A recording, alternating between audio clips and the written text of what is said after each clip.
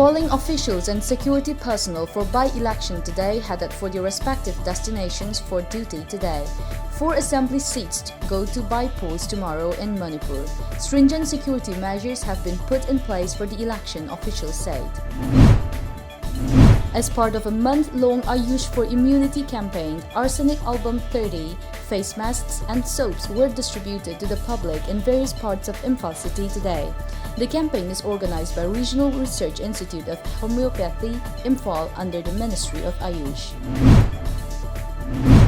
Lamjingbatom Lekai Gram Panchayat in Imphal East today held the second session of Special Gram Sabha to discuss various activities to be taken up for the year 2021-22. The Special Gram Sabha was held at the Awang Lekai Community Hall. The University Grants Commission (UGC) has released guidelines to reopen universities and colleges after a nearly 7-month lockdown. As per the guidelines, education institutions outside containment zones will reopen in phases, starting first with research, master's and final year undergraduate students. However, the number of students attending classes on campus at a given time should not be more than 50%, the guidelines said. The World Health Organization (WHO) has shared 3 crucial messages in the 73rd World Health Assembly (WHA) virtual session and said that the coronavirus can be defeated with science, solutions and solidarity.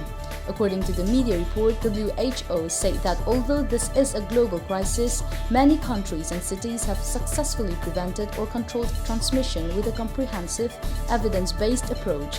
It also added access to COVID-19 tools. ACT Accelerator is delivering real results.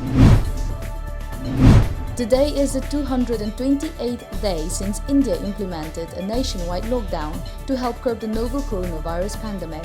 So far, India has recorded 84,11,724 confirmed COVID-19 cases, including 1,24,985 deaths. As per the report, a total of 77,65,966 people have recuperated from COVID-19 so far. There are 5,20,773 active cases in the country as of date, the data stated. The Kopum Area Villages Authority Council, Rongmei Lu Puam, Kopum Area and Ziliangrong Students' Union Kopum Area have expressed resentment against the Manipur government for repeatedly failing to repair and improve the Tongjai Maril Road or Old Kashar Road. They have threatened to impose an indefinite total blockade along the road from 2nd week of November if the concerned authority continues to ignore this road.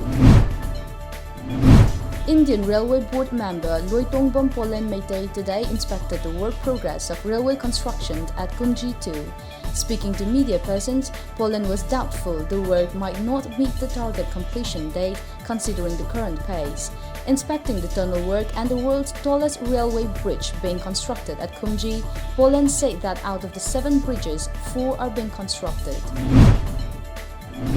Mohammad Absul Manal, a social worker from Taubal today, said that the Manipur government needs to take up concrete steps to ensure welfare of the student community amid the pandemic.